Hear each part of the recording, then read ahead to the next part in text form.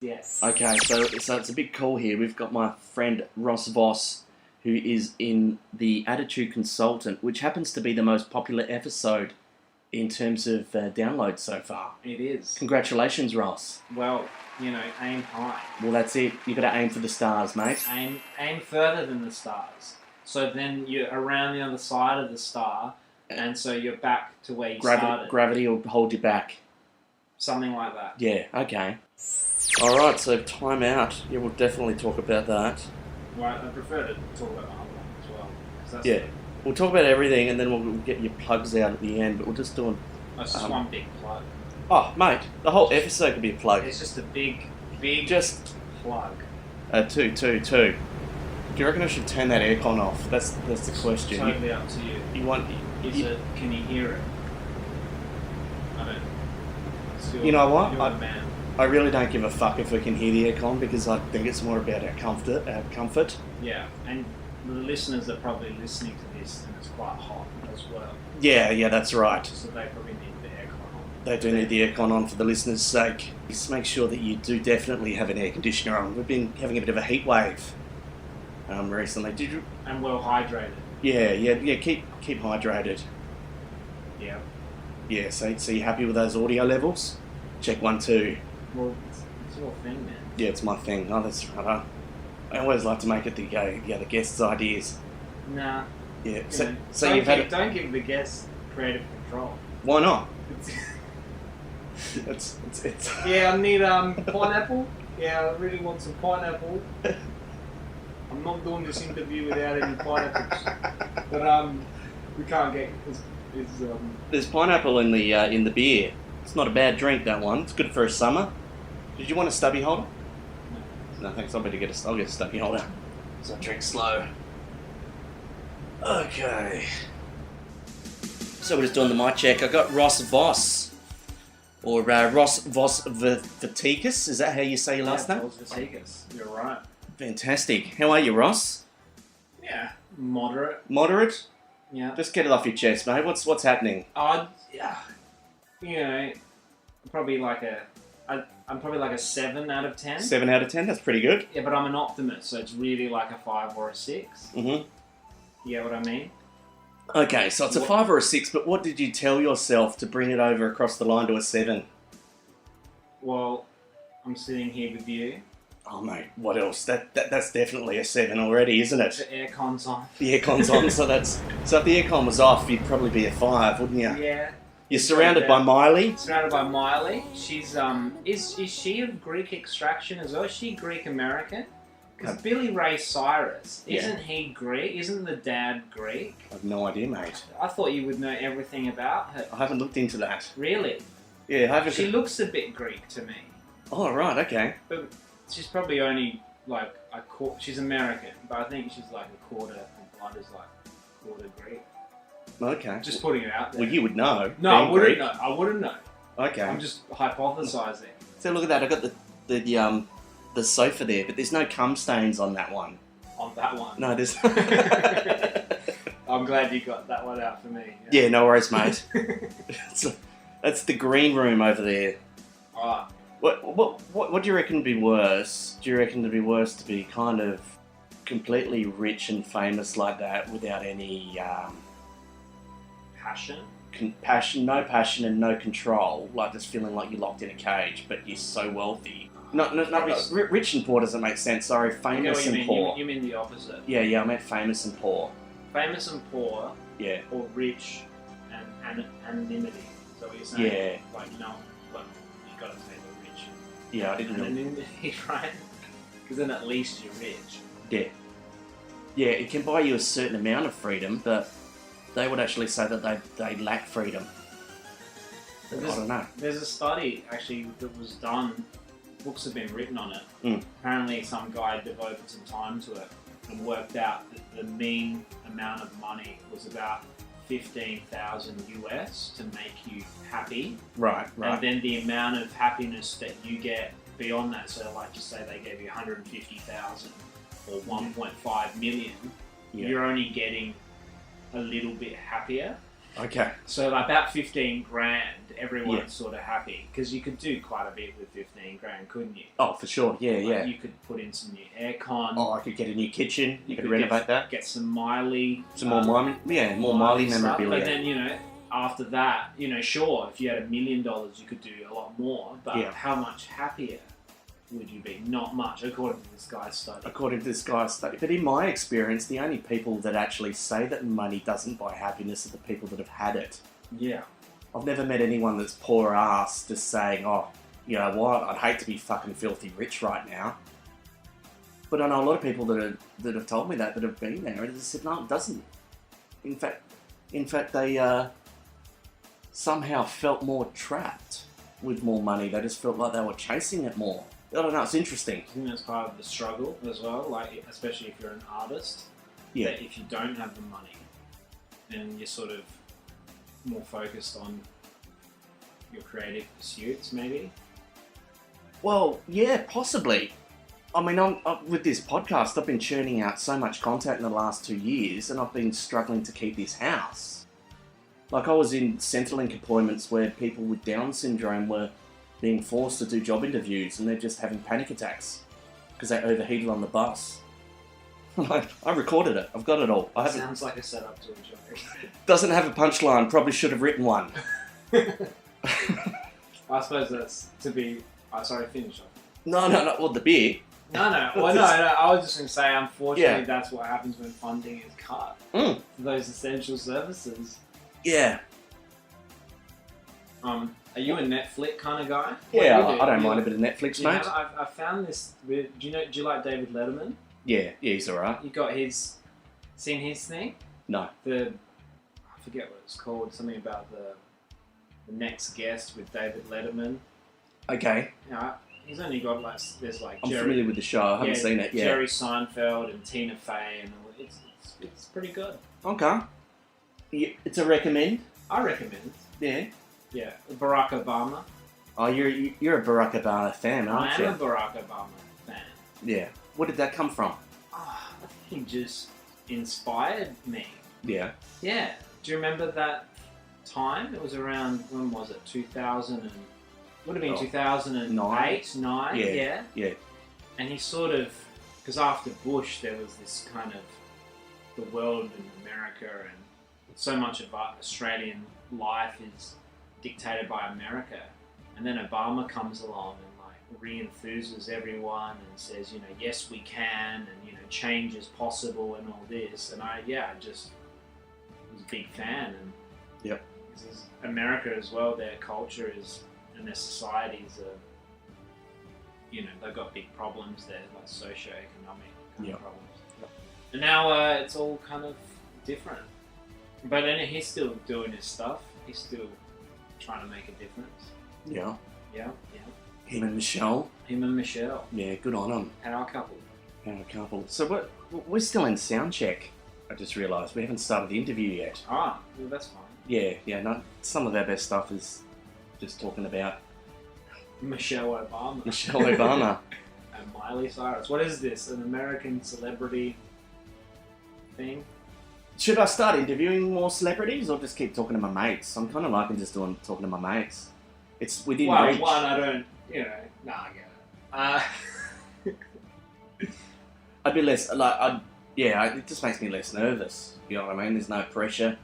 We're just having a few beers. Well, we've known each other a while as well, haven't we? Yeah, but 10 plus years, I reckon. At least. It'll be over 10. Yeah. I reckon, because it was probably just before Adelaide the musical. Well, I was gonna say before, maybe it's time to whip out another Adelaide the musical run. Do you think so? Well, a couple of people said that. I really? Don't know if it's worth the effort. Don't know if it's worth the effort, mate. No. Because that's when I first met you, wasn't it? It would have been about 2007, 2008. Yeah. I think you blew smoke up my ass. So I asked you to direct it. It was a smoke machine, so it wasn't really smoke up for the listeners, just so you know. Yeah, that's right. Did I blow smoke up? I don't know. I think you said something about it. You watched me on Stand Up Australia, and you said it was really good, and it's like, someone's complimenting me. That's true. I was just saying the truth. And you're mates with Fitchy as well, I think. Fitchy. Jared Fitch. Shout out to Jared Fitch. Yeah, shout out to Jared Fitch. Come on the show, mate. Get a job. Jared. Every time I've rang him, he's just said, mate, you've got to get a job because he's helped me with superannuation a couple of times. Basically, he saved this place. He saved the Miley Lounge. Oh. If it wasn't for Jared. Okay. Yeah. Wow. Do you reckon Superman needs superannuation? I've often thought, or was it just annuation for him? Something I think about often. And also, like, supermarket. Yeah. For Superman, is that just a market? Everything, yeah. Like, or is it supermarket? Like, do they go to a Yeah. special... Yeah, and he watches Mary Poppins, and it's califragilisticexpialidocious. There's no... Are your listeners gonna like this? Is this their jam? I don't know, mate. I get little to no feedback. Ah. So it's... Who's your target demographic? Who's this Jared Fitch? Or? Target demographic, I reckon, would be 35 to 40 male. So it's probably 60 to 40. So it's you, basically. Basically me, You're the target demographic. Pretty much. It's just me. I listen to it and I furiously masturbate. So... Oh, there is a stain. I just saw it. Wow. So it's good. Yeah, I do. I just keep clicking the play button over and over again after I publish it. And to get those listens up. To get those listens up, and then I publish on my own Facebook wall. Okay. Yeah, a few times. And how many episodes have you got so far? What number am I? This is number 56. 56? 56th episode that this one will be uploaded. I know that because I just uploaded one about half an hour ago with Amelia Veal. Well, okay, yeah, I know Amelia. Oh, you know Amelia? I've done her podcast as well. Oh, fantastic. You've done Be The Drop. Yes. Okay, cool. We did a bit of a pod swap. So, first we did an episode for Be The Drop and then did one for Attitude Consultant. I've actually got a story about swapping. Yeah, okay, sure. Wife swapping? Sort of. Okay, love to hear it. Yeah, I thought you might. On the way down here, actually, I know comics might say this a lot, like on the way here today. Yeah, but it did happen. Yeah, on the way here today, I saw this man on the street years ago. I used to date this woman, and she used to work for him. Should I mention names? This is Adelaide. It doesn't matter. It's not a bad story. But anyway, Yeah, just mention in case I know. I'll beep it out. Well, the guy's name is, but he used to work. He used to employ an ex-girlfriend of mine called. Yeah. Right. You would have met. Oh yes, back in the day. yes. Lovely lady, and anyway, one time we got invited over to their house. Right, yeah, and they're sort of a bit older, sort of in their 50s, and we were in our late 20s at the time. We go there to this house, and there's a lot of other couples there who were older, right? Mm-hmm. And it was already a little bit dodgy. And then this woman comes over and starts chatting to us, and it's being really nice. And she's like, "Oh, you should come up to our place, and have some lunch and stuff." And then the husband comes over, and somehow we got onto leather as a topic, and leather belts. And then the guy's like taking off his belt, showing us this belt, and saying, "Oh, maybe you should come up to our house and you can look at my collection of belts." Oh, anyway, then we left the place, and I said, like, "You do realise what was going on there, right? They wanted to do a bit of a swap thing or something, right?" Yeah. She's like, no, they weren't. They were just being nice. And then she told the story to her parents, and her parents were like, yeah, they were probably trying to sleep with you. Yeah, they were doing some weird shit. Well, that's we don't know. The sound effect came from the belt thing, like. Yeah, I'm surprised that didn't actually raise alarm bells. Yeah, it did for me. Sorry, I know that story was a bit of a letdown. Yeah, no, it's... When you... But, it happens. More of a letdown for him. Alright. People might maybe propositioning you, and you might have no idea. Yeah, no, that's true. That's the moral of the story, if there is one. Have you ever propositioned someone in the form of a jest or a joke? So, depending on how they would handle it, was whether it was a joke or not? Like, that smooth kind of... just handballing it off, like, if they say, "Oh, that's fucking gross," you'd be like, "Oh no, I'm just kidding." or green light. Have you ever done that strategy? Not consciously. Not consciously. Okay. Why? I find that hard to believe. No, you just got to be yourself, don't you? Well, yeah, that's right. Yeah. I talk a lot about authenticity. It's my latest favourite buzzword. Yeah. It's got to be authentic. Yeah, genuine. Genuine. Yeah. Yeah. It's rare nowadays, Ross. It is. Yeah. So what are we going to talk about? Why are we here? Well, do we want to talk about the 4 topics and like break them up? Yeah, we can do that. We Or can. is this still the preamble? This is still we're just kind of discussing. I just work out what we're doing, but that'd be great if we could maybe. Sorry, mate. You're right. Okay. I hated people just go, you could do marketing and shit. I'm all for products that just sell themselves. You know, How does it sell itself? just by being a fucking kick-ass quality product. Mm-hmm. You shouldn't have to sell things. Well, good product will sell itself. Well, that's it. If you're having to put a decent fucking sales team in, then you're obviously trying to handle off dodgy shit. Part of it is letting people know the product exists. So, Yeah, that's true. Yeah. like can I talk about my product? I'd love to hear about your product, Ross. Don't you know about Eat It the card game? Yes. Yes. Yeah. That's, people love it when I show it to them. But like, there's heaps of card games. So then how do you let them know? You need to get it in the hands of celebrities. You need celebrity endorsements. It's not a bad idea. Yeah. Yeah. That'll be a starter, I reckon. There's no Miley Cyrus card, unfortunately. Okay, no, that's okay. I'm still respect it. Yeah. Well, there's the Rolling Stones are on one of the cards, and this guy a few years ago, they came to town. He's like, Yeah. I'm gonna give a deck to Keith Richards or whatever. And I'm like, sure, man, like go for it. Yeah. But I suppose they're all about music, not really about. No, they're all about themselves, mate. Yeah, that's right. Like anything like that. They love, like celebrities in particular. They're fucking narcissists, man. If anything's about them, they love it. Like, if he'll probably have that card collection on his shelf, and people will talk about it. That's what you got to do. Is just start sending them out to everyone that's in it. Yeah, it's like when you put a photo up on Facebook and you tag your friends, and Yes. it's shared on their page. It's not a bad idea. It's just, what's the likelihood you think of it getting to them? Because like, it's got to get through all these different people, management and whatever. Oh, there's Like, so gatekeepers. so, for sure. Are they actually opening their own packages? Like, I doubt it. Well, some might. Yeah. Yeah, well, that's true, but I mean, And then you're spending. It's quite expensive, I guess, to post these products. That's all. Yeah. I mean, that's It's still not a bad idea. That's the risk.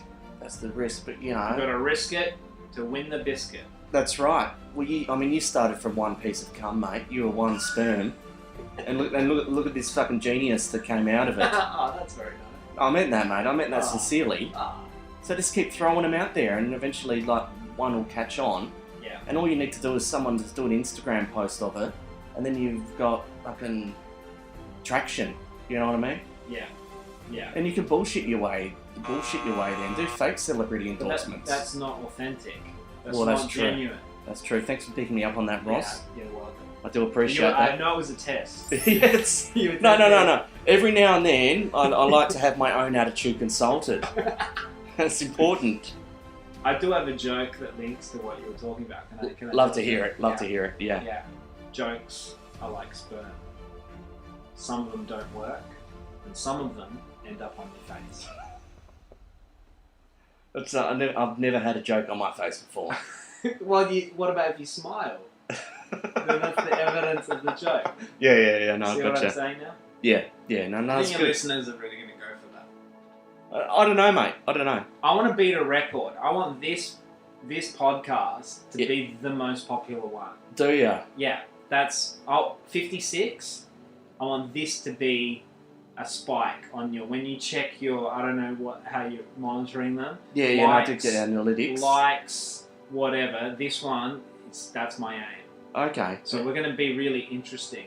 All right. That's your angle, is it? You Yeah. just want to be interesting. Yeah, we're going to be interesting. Okay. We're going to their ears are going to be like, oh, I need to hear this. Okay, well, I'm intrigued already, and I'm no doubt that people that have hung around this far would be intrigued themselves. Or maybe you could just cut this bit and put it right at the start. This could be the opener. Yeah. Okay, so it's a big call here. We've got my friend Voss, who is in the Attitude Consultant, which happens to be the most popular episode in terms of downloads so far. It is. Congratulations, Ross. Well, something like that. Yeah, okay.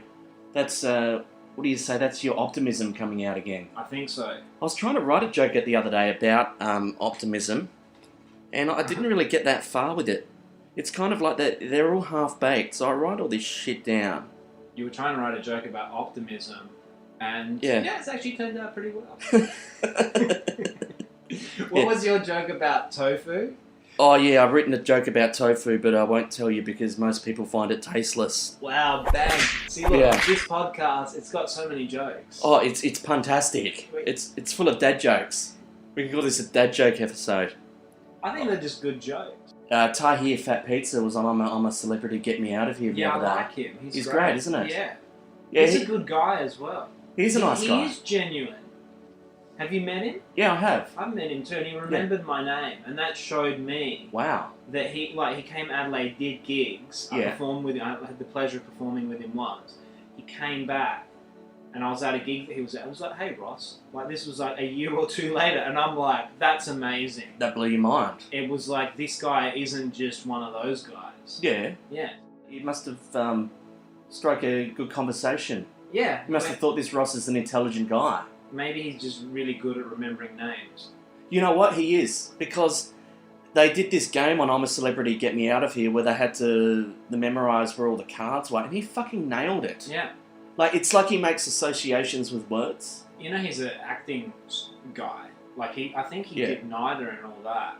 Okay, yeah, for sure. So he's a trained actor. I think so. Yeah. You're a trained actor too, Ross. Well, allegedly. You did Flinders? Yeah. Yeah. What years did you do that? From 2001 to 2006. 2001 to 2006. So that was like honours? Honours, yeah. Honours? Yeah, cool. In drama and philosophy. Philosophy? Yes. What? Wow, was that just something that would interest you? Yes. Yeah, no, that's great. Love it. I thought maybe we could even talk about some philosophy. Oh, we could do that, mate. I'm happy to get philosophical. Well, I'll just check the... What was the thing? Were you going to do your joke? Oh, yeah, I was going to do my joke. Yeah. A pessimist and an optimist walk into the bar and order shots. The bartender hands them 2 empty pint glasses and says, "Overthink that." See, it's very cerebral. It's not funny though. Well, what about this? A pessimist and an optimist walk into a bar and order 2 half pints. The bartender hands them 2 schooners. It's an Adelaide joke. Get fucked. You had to be there. I like the setup. My brain went with the glass half full, half empty kind of thing. Yeah, that's kind of where I'm getting... Maybe he serves them 1 beer. And one of them's... They're both happy because one of them's half full, the other one's half empty. Yeah. I don't know. That's good. It's a hard premise. I guess that's why there's never been... optimist, pessimist walking into the bar jokes. No, but I think that's a good... Justin J. Stone, a guy that doesn't really do much comedy anymore, he's an actor, he has a joke, I think it's something like a Palestinian, an Israeli, and a American walk into a bar, and they all got along really, really well. Okay, so it's the anti-joke. Yeah. My favourite anti-joke is... Why does Michael J. Fox make the best milkshakes? I don't know. Because he uses the finest ingredients. Yeah. You think it's going to be something about shaking? Yeah, that's right, but it's not. Yeah. I like it like that. Okay. Yeah, I write all sorts of weird shit in here. I think you should keep going with that optimism thing. Yeah, do you reckon there is a way to make it work? Because I have a belief that you can make anything funny. Wow, this is an interesting topic. Yeah. So, I was listening to Ricky Gervais. Yeah. He's got a special on Netflix as well called Humanity. Okay. And he says something interesting. He goes, a joke about a bad topic doesn't mean that the topic isn't bad. Yeah. It just means it's just a joke about that topic. The joke itself may be saying that topic is bad. Yeah, it's about context, Say isn't it's it? animal cruelty or whatever. It doesn't mean that you're right. condoning it by doing a joke about it. It means that you're just, the joke is about that. And then he gets very pragmatic about it. He's like, it's very joke specific. Like, it depends on the joke. Yeah. The problem is people don't read into it and try and find out what you're saying. They're just so like, especially online, they Easily just get offended, yeah. easily offended and triggered. Yeah, well, that's what his show's about as well, because he's big on Twitter. Yeah, It's a lot about a lot of people hearing or seeing, reading stuff, tweets and all that, and just their gut reactions to them without actually looking at the message or the substance of what it's about. Wow. Do you think you can keep everyone happy? Because like, as a comic, right, if you go in and do a gig, right, Yeah. and 51% of the audience is laughing, you've won, haven't you? Oh, for sure. Like, you know, on democracy, just, you know, plain level. Yeah. But we all know, like, even just say if you've won 80% of the audience, which is significant. 15% indifferent. There's that one dude. Yeah, and it's usually the person that books the gig. That's the fucking problem that I'm having. Ah, dear. I've had a couple of failures, but I've had some really good stuff. The last one I did was a complete failure, but I sat down and I edited it together, and it's actually quite funny when you put it in. Chop, chop, chop. If only we could do that in a live scenario, Ross. We can't. It's frustrating. Too many ums and ahs, and people are like, fucking get to the point, and you lose the punch. Like when you're telling a story and you start waffling, it's not, you lose the humour. You lose that punchline. That's why they call it a punchline, isn't it? Ugh. Excuse me. I'm finding that same with my interpersonal relationships and stuff. What do you mean? Well, like when you're having a conversation and I'll say something and I'll be like, I really fucking wish I didn't say that. And just... Why? I don't know, words can be weapons. Sometimes you can't take them back. But I'm offending people all the time, Ross. But you're not trying to offend. No, I'm not trying to offend them. It hurts me. Isn't your intention important? It's like, do you tell the truth and maybe upset someone that you care about? Yeah. Or not? I think you just got to be yourself. Yeah. And if they don't accept you for how you are, that's their problem. Because I think your intention's pretty good, and you got to go by the heart, don't you? Just go for laughs. That's part of my philosophy. You got to make it funny, don't you? Just go for laughs. Yeah. And sometimes you're going to win, sometimes you're going to lose. Yeah. Sometimes it's a draw. Yeah. But just make it funny. You got to make it funny. All right. So funny. you're thinking it more as a duel, as an analogy. Well, I'm just saying, like, even... Yeah. What's important in life? Truth, this is important. Yeah. And humour. Apart from that, we touched on money before. Maybe having some money. Maybe, yeah. But like, that'll just help the basic shit. That's just going to help you get other things, to survive.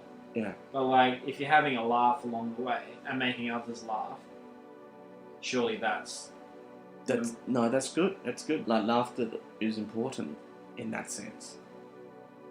But I know what you mean, because I'm pretty brash as well. Yeah. I'm abrupt, even. Yeah. Can probably, like you, verbally, what's the right word here? We could verbally dismantle. Or demolish. Yeah. Someone if you really wanted to. Yeah. But what's the point? Like, and you'd only do that in extreme circumstances. So you may as well use that skill for the opposite way. To build them up. Or to build them up, or get laughs. Yeah. No. I used to be like that more when I was younger. I didn't care at all about someone's feelings. I only cared about getting laughs. But sometimes, then you're punching down. You know, this punching down thing. Yeah, they do say that. And sometimes people's feelings get hurt. So I learned, you know what? You can still do that, but you don't have to hurt people around you as much. Yeah, that's right. Sure, I'm less funny now.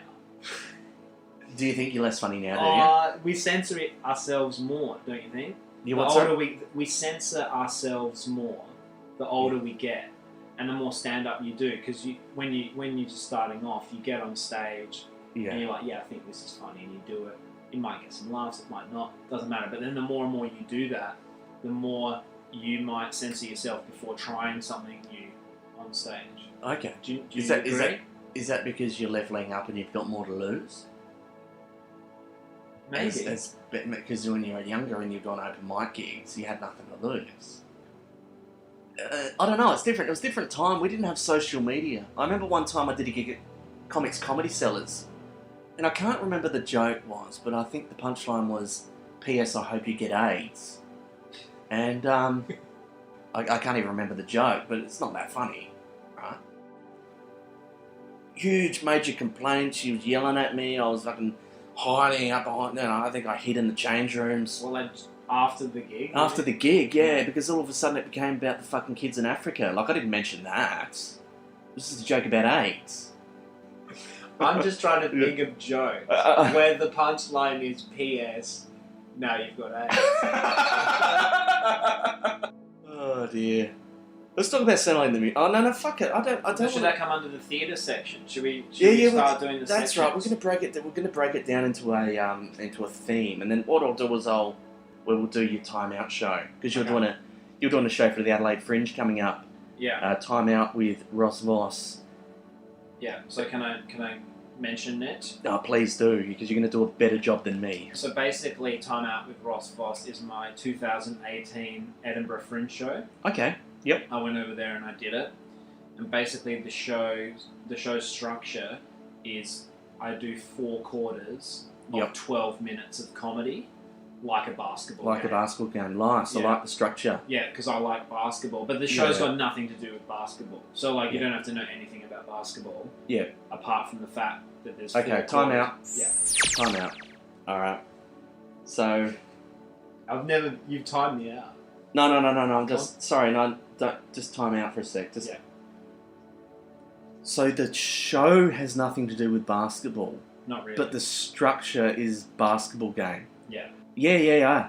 I kind of get what you mean now. Now you get what I mean? Yeah. So we break it up into 12 minutes. Yeah. And each 12 minutes is a category. That's why I was suggesting the 4 categories. And you could put a buzzer or something at the end of every 12 minutes. Okay, time in. Yeah, time in. Cool. Sorry, what were you saying? So yeah, but basically the 4 different quarters in the show. So one I do 4 different styles of comedy. Yeah. So in the first quarter I do crowd work. Then the second quarter I do stories. Yeah. Then I do longer bits in the third section, and then I do shorter jokes in the final quarter. Okay. So that's how I've broken it up. So you get 4 different distinct styles. Nice. Did you want to do our podcast like that? Yeah. Yeah? Yeah. Let's do it. Alright, nice. Okay. So what should the 4 quarters be? Oh, okay, yeah, we'll have to establish that. Yeah.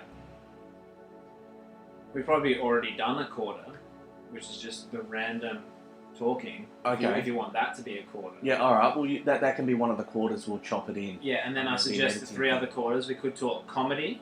Yep. We could talk theatre. Yep. And then we could talk philosophy, maybe, for the other 3. I like it. Let's do it. Yeah, let's start with the other one. What was the other one?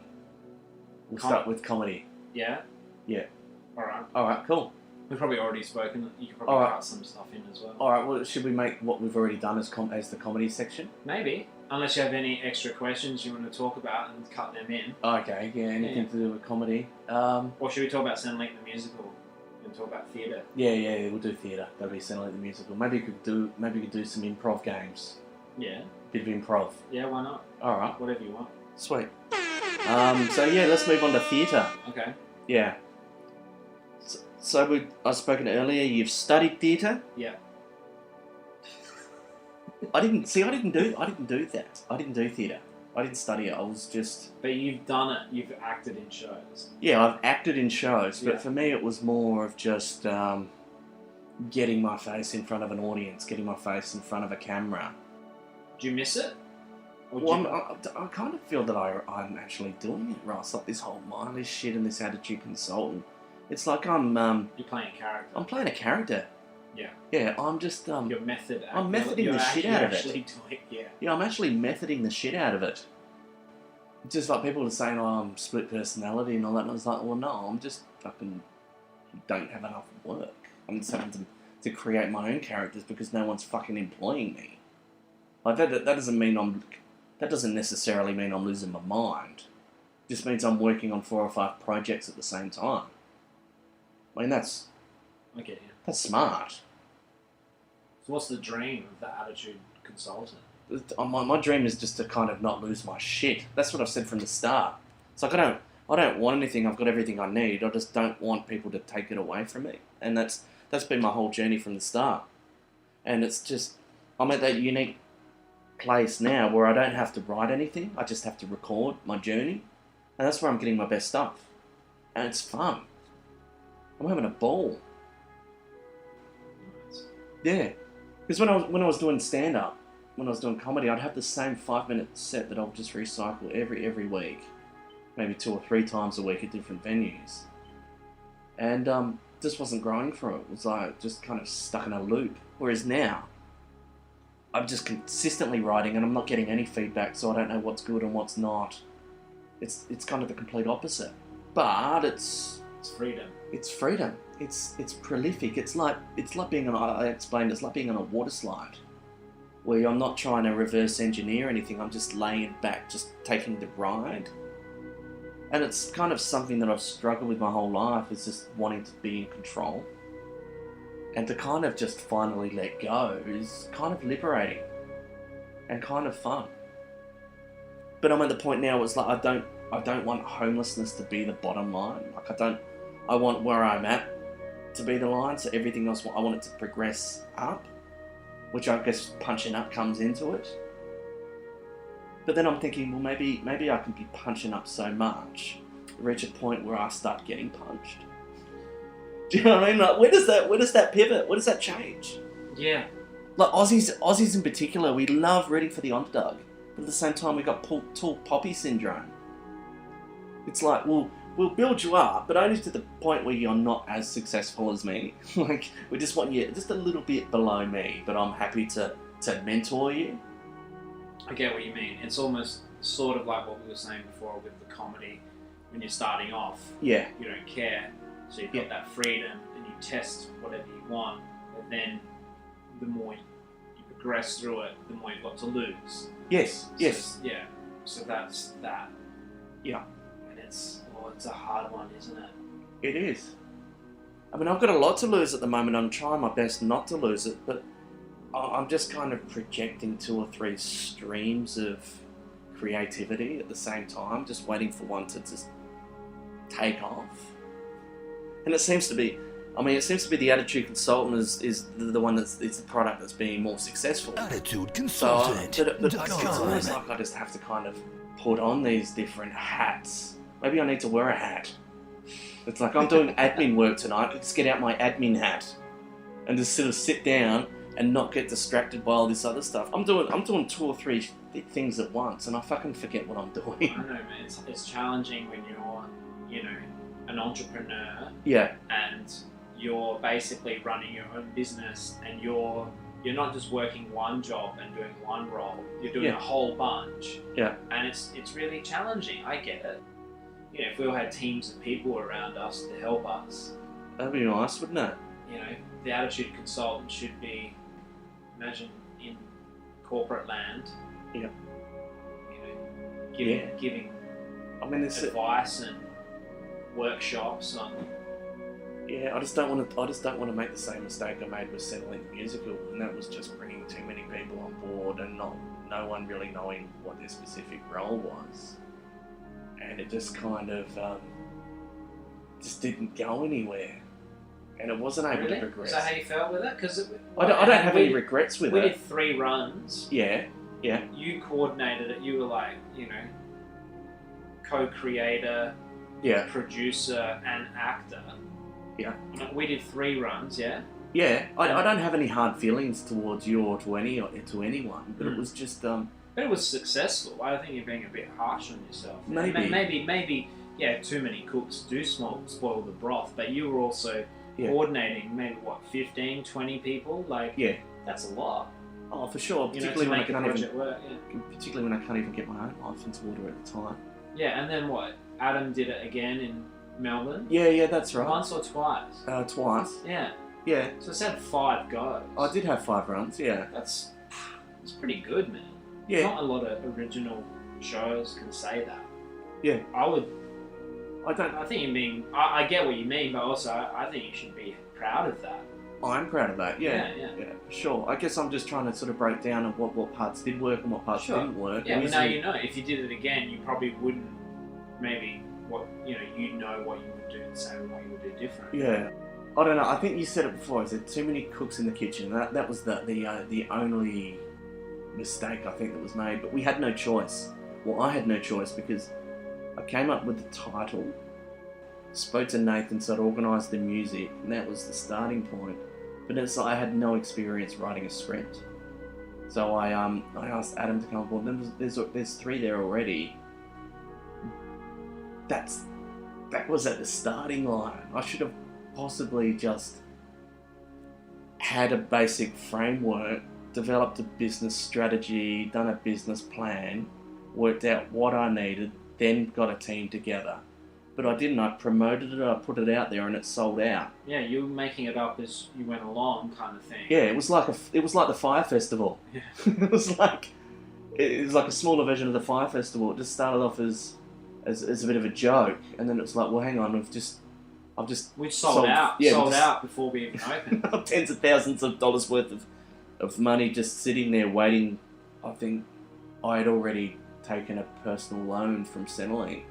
I got an advance payment from Centrelink to pay for the Fringe listing. So I think I owed Centrelink money then as well. I think I had a tax debt. So that was my starting point, was debt. It was kind of apt. Yeah. For a show called Centrelink the Musical. Called Centrelink the Musical, yeah. You can look it up online, by the way. Yeah, check out Centrelink the Musical online. It was a lot of fun at the time. Yeah, please, mate, help yourself. We're gonna have a break now. Just a break. So insert advertisement here. Do you love podcasts? The Adelaide Podcast Festival is back again for the 3rd year, and this time it's part of the Adelaide Fringe. It's your opportunity to see a bunch of podcasts from a range of genres recorded live before your eyes. You guys ready? Big thanks to Omni Studio, Zoom, Young Henry's, Fresh FM, Ozcast, Studio Creations and Cartel Media for supporting podcasting in Adelaide. Get your 2019 Adelaide Podcast Festival tickets from Fringe Sticks, #ADLPodfest. We look forward to seeing you there. I always make it a nightmare for me to edit. You don't have to include, if it's personal or you're talking about stuff, you don't have to include it. Yeah, I know. I've just got to listen to it and work out which I'm going to use. Thanks, man. Yeah.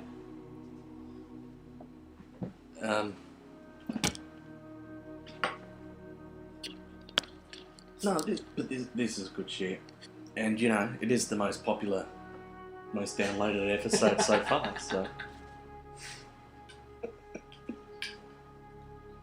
I think you're doing well.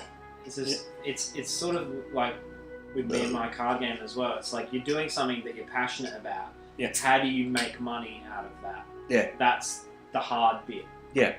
So, and podcasts, I'm not really in podcast land. Do you know Steve Davis? Yes, I do. He's a good... Oh, yes. That just popped off. That was good job, mate. Yeah, no, Steve's a good guy. He's he did the School of Hard Knocks with Maury. And yeah, he's got a great act. It's kind of got that corporate vibe to it, but he's in marketing as well, isn't he? Yes. Yeah. No, he's a good guy. He's doing a show, Two Cats on a Hot Tin Roof for Fringe. He's with the Fat Cat guy. Oh, okay. That's who he's teamed up with. Wow. But I reckon Steve Davis, because he knows more about podcasts, so maybe chat with him, maybe get him on. Yeah, I should get him on the show, because I've met him a couple of times. That he's a part of the Ozcast with the same distributing network. Well, there's a little video online at the moment about the thing up at the Elephant, that thing? Yeah, I'm doing that. Yeah, I'm on that night. Well, I just saw a thing, and it's like on the video is you, Chris and Mark, Big Al, and Steve Davis, and I'm like, I know all these guys. Yeah. Yeah, that was 2 years ago at the podcast festival there. That's when I dressed up like Miley Cyrus fucking fan. Yeah, I think there's like with the air horn. Yeah, I was there. Yeah, you were there that night? Yeah. Yeah, for the Mark and Chris show. That's what got me into this podcast. Mark and Chris show got me into podcast. Shout out to Mark and Chris. Yeah, shout out to Mark and Chris. Shout out. Yeah. Well, that's funny. That's funny. It's all That's what networking is, isn't it? Yeah. Yeah. How small is Adelaide? Geographically, Yeah. it's pretty spread out. Like 1 million people. 1 million people. Yeah. Yeah, that's a lot of people. How big is Adelaide? Well, it's sort of moderate, isn't it? Yeah. Well, it's like $1 million is a lot of money, but if it's a budget for a film, it's fuck all. So it's all in context, It's all really. relative. Yeah, it's relative. What is a baker like in the bedroom? I don't know. Role play. Maybe we should do. Have you had any auditions? Do you get put up for auditions or anything? No. No. No. Oh. I don't really like. The way I see it is every time you're doing stand-up, Yeah. it's an audition Yeah. in front of the audience. No, it's true. And it's an audition of, am I funny or not? Yeah. And they decide. You Yeah. know? Yeah. As an actor, I feel really peculiar about doing an audition and that's why I just rather produce my own projects. Yeah, no, I'm the same, mate. I think I've only ever had like 2 successful auditions that I can remember, and I've gone through over 50. It'd be at least. Is that part of it? It's like, well, do you fucking want me or not? Sorry, no. I didn't mean it. I have the same with job interviews. Like I always fail at job interviews, and we did Centrelink appointments where we'd do role plays and they'd teach you how to do job interviews. It's kind of pathetic. Maybe if it's alright if I do it, like maybe just to test me for my audition skills. If I did an audition now, like just to practice, just to get good at that shit. You're gonna do it? Yeah, I'll do it. Maybe if you could give me a character role and an intention. Isn't that what you need? Like, you know, Yeah. to do a history, anything. Like just throw it out there, and I'll do an audition piece for the listeners. Okay. I'll just get in the character. Sorry. What do you think? I'd say a dental hygienist, and your intention is that you really want to get the job, because then also you might be able to get cheaper dental work for yourself. Oh, okay. Yeah, but that's like my ulterior motive. Yeah. Yeah, okay. I like that. Is that fine? Yeah, I like ulterior motives. So I'm a dental hygienist. Yeah. Okay. Hello. So this is completely unscripted and unrehearsed. Theatre.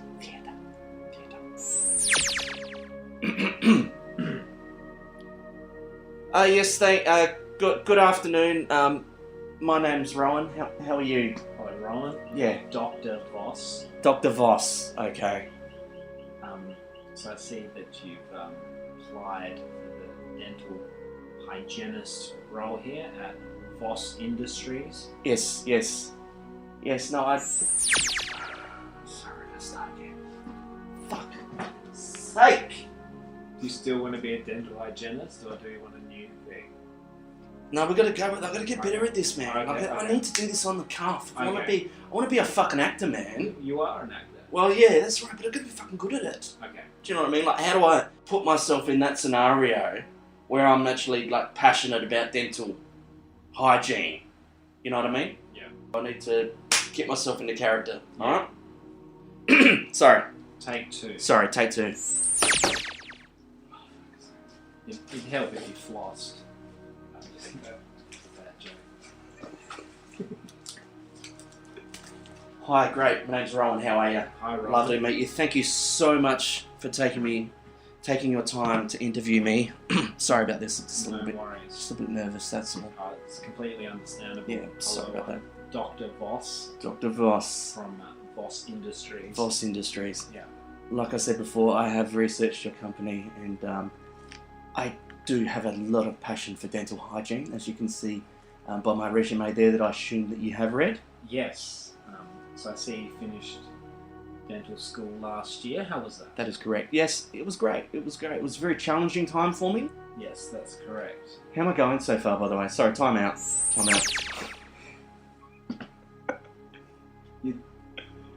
I can't even use this, hey. Yeah, you can. Can? Yeah? Oh, why not? Alright.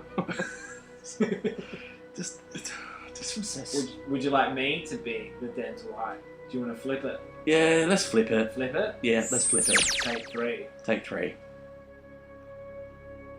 Hi, I'm Voss. I'm here for the position as dental hygienist. Okay, great.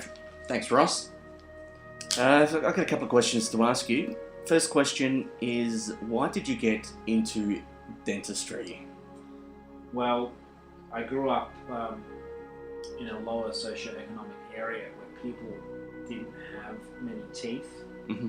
and it always worried me. I remember having nightmares as a small child where people had, chunks of meat hanging out of their mouths. People were eating apples and, not brushing or flossing, and that made me passionate about dental hygiene, and I always wanted to be a dentist. My favourite years were probably as a youngster when my teeth fell out and the tooth fairy came, and probably one of the, most people get upset when they find out Father Christmas isn't real. For me, it was the tooth fairy.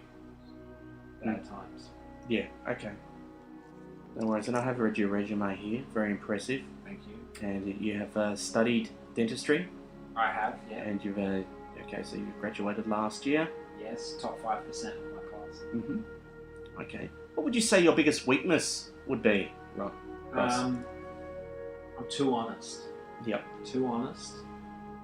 Sometimes I can offend people with my blunt honesty. Mhm. But I feel that when push comes to shove and all things being equal, I'll be able to deliver in a high pressure situation, and you probably want a person like that. Oh, absolutely. Next to you with blood and other things flying around. Absolutely. Okay. I'm just going to create a scenario for you now, Ross. You're going to tell me how you're going to handle this situation. Okay, sure. Okay, so we've got an aggressive patient walks in. Would you, 1, give them an extra dose of laughing gas and punch them in the face? Or would you, 2, let them just get it out of their system and completely trash the place? Or 3, try and separate them from the situation and try and pacify them without using any force? If I was in charge, which I'm assuming I wouldn't be because the head dentist would be. Yes, But if I was, probably number 3, and or adhere to the officer's code of conduct. Correct. Very good answer. Thank you. Yeah, that is the only correct answer. Glad. So I'm glad you said that. That was so much easier, Russ. Thank you. What? Why? Was it because I'm in the upper status? Yes, I think so. You have the power, and it's more like it's your podcast. Yeah. You're the attitude consultant. AttitudeConsultant.com. You should be the boss. Yeah. Well, what I was going to say about the auditions is like, why, since I don't like being put under that kind of scrutiny as an actor, why would you put others under that same thing? So on my projects, I don't like to do auditions. Oh, yeah. I know you probably didn't do auditions either. No, I hate that process. You just give someone a part if you know they can do it. Yeah. You know? Oh, some people draw it out and they dig it. They get off on that process. I hate that. I was in a scenario of that where I basically just pretty much said, "Did you want me or not?" And nothing came out of it, and I knew that was the case. What is your dream job? What is my dream job? I'm living the dream, Ross. Yeah. Do you know that people put me as referees on their resume, so I get calls where I have to have you done that before? No, never. No one trusts me like that.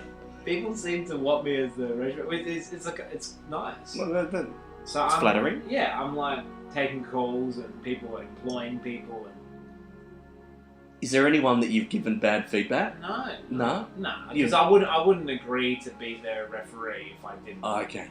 You know, even if it means getting unfriended on Facebook, they'd be like, "Oh, unfriend." Have you ever disagreed for someone that's asked you to be a referee? Like, no, I can't. No, Everyone that's asked me, maybe half a dozen people, I've said yes. You've said yes to them all. Yeah. But Yeah. would you be happy to lie if you had to? That's inauthentic, isn't it? Yeah. Yeah, I don't think I could lie. No, you can't. You just have to Make an excuse. not make an excuse. You'd say it in a way where you're being true to yourself. Yeah. And if they're clever enough to hear it on the other line. Yeah. Well, I remember doing a few of these, and at the end of it, like, you answer all their questions. Yeah. And then at the end, they're like, is there anything else that you want to say about so-and-so?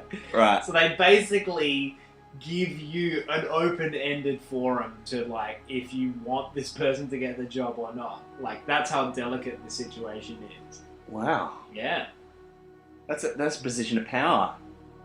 it is. But you can't, like, why wouldn't you want them to get the job? I mean, yeah, of course you What want. a wanky process. Yeah. I think the whole recruitment process is fucked. The people that are applying for a job, give them as many hoops to jump through as possible, so that even the people that are actually suited to the job are just going to get scared off. Ah. Before I started doing this shit, I reckon I would have got maybe at least 10 rejection letters a week. And this is jobs that I legitimately was happy to do. Like, I'd be happy. And then next thing you know, I'm applying for a NICE grant, putting a business plan together on how I'm going to deliver calisthenics classes to boardrooms. Calisthenics. Well, that was my business plan idea originally. Because I had nowhere else to, I was trapped, Ross. That was the only option I had. Really? Yeah, it was sorry easy. to laugh. It just sounds... Yeah, it was easier than applying for new stuff. Less paperwork. I had to satisfy the department by proving that there was no risk in my business plan of my business model, I should say, of delivering calisthenics classes in boardrooms as a part of their well-being. I sold a few cassette tapes. I reckon I made $40 one night at Cranker Comedy selling cassette tapes. What was that one night I just posted that, he's got a cassette player, and everyone put their hand up. Sold 4 of them. Gold. Lucky a few older comedians running bill that night. Yeah. This one guy was stoked. He's like, oh, you really got it. Oh, I love Is there anything on there? Yeah, it's 90 minutes of my podcast. I got one. I got a tape player there. I make it all on that. Little did I realise that I was spending all of this time making these cassettes. Like, I'd just make them by hand. So I'd take at least 90 minutes of recording, and then I'd make all the covers and everything. So I had this whole production line thing happening. And as I was doing this, I found out that my home loan had defaulted. My mortgage had defaulted. And it got escalated to litigation to the point where I wasn't getting into my mail. So I was getting further and further down the track, and then people would, like, they were sending field people to come in and try and serve me these documents. But I couldn't get to them because there was no way of contacting me because of all the constructions that were going on. It was like, I can't write that shit, Ross. Like, I was just recording it. Should we do philosophy? Yeah, let's do philosophy. That's the main thing. You said you got to start the thing. Oh yeah, no, that's always been going. Ah, That's back up, yeah. Now it's started. Yeah, cheers.